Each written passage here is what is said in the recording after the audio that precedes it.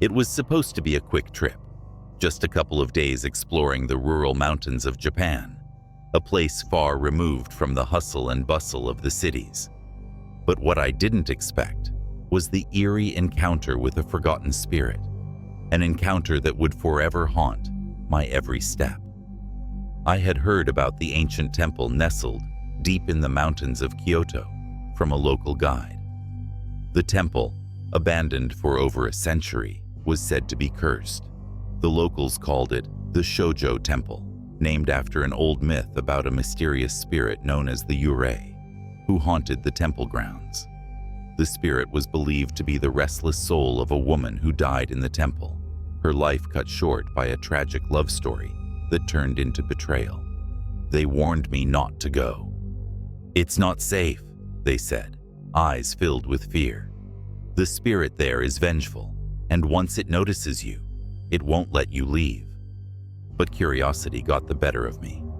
I arrived at the temple at dusk, the golden light of the setting sun barely reaching the overgrown ruins.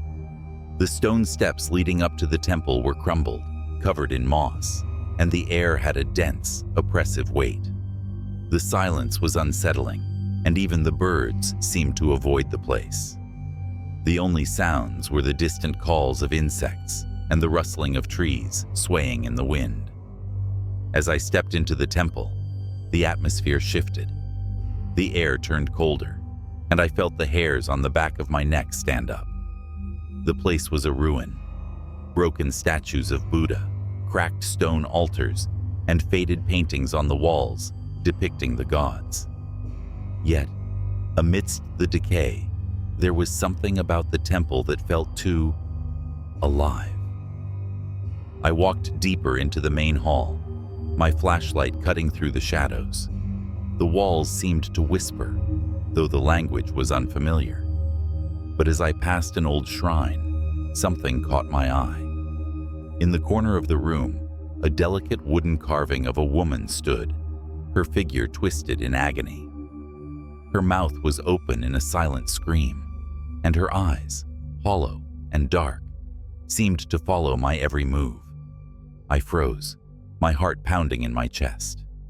There was something about the carving that felt wrong, as if it were more than just wood. The air felt suffocating, and I couldn't shake the sensation that I wasn't alone. Suddenly, the temperature in the room dropped, and I heard a soft, melodic sound, a woman's voice, singing a mournful song. The voice echoed in the dark hall, so soft and haunting that it made my skin crawl. I looked around frantically, trying to locate the source, but the room was empty. The singing continued, and the voice seemed to draw closer. I turned around, expecting to see someone standing there, but the room was still empty. The sound of the song was now almost deafening, a low, eerie hum that sent chills through my bones. I felt the floor beneath my feet tremble, as if the earth itself was reacting to the song. Then I saw her. In the far corner of the temple, a figure emerged from the shadows. A woman dressed in an old, tattered kimono, her hair long and wild, fell over her pale face. Her skin was ghostly white, and her eyes, those deep, hollow eyes, were fixed on me, filled with a sorrowful rage. I could see no features on her face except for her mouth, which was twisted into a grotesque smile, the edges pulling upward in an unnatural way. The singing stopped, and in that silence, I could hear her footsteps, slow and deliberate, moving closer to me. My heart pounded louder in my chest, and panic surged through me. I turned to run, but my feet felt heavy, as though the ground beneath me had turned to quicksand. Every step I took felt like a battle, as if the air itself was trying to keep me from escaping. I looked back at her. The woman was now right behind me, her face inches from mine. Her cold breath brushed against my skin, and I felt the weight of her sorrow pressing down on me. Her smile widened even more, impossibly wide. and I could hear her whisper something in a language I didn't understand. But I didn't need to know the words. I knew what she was saying. You will never leave. The world around me seemed to warp and shift, and before I could react, the temple vanished.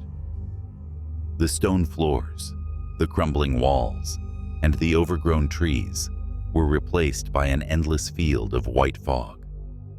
I was trapped in a void, and I could feel her presence closing in on me. I didn't know how long I was lost in that mist. Seconds, minutes, hours. It felt like an eternity, but eventually the fog parted, and I found myself standing at the entrance of the temple once again. The sun had set, and the moon hung low in the sky. But something was wrong. The temple seemed to be in its full, pristine state now. The stone steps newly carved, the statues standing tall and untouched by time. It was as if no decay had ever touched it. I could hear the sound of footsteps behind me. When I turned around, there she was again, the woman in the kimono. She was standing at the doorway of the temple, her eyes locked onto mine. She wasn't smiling anymore. Her face was expressionless, cold and unfeeling.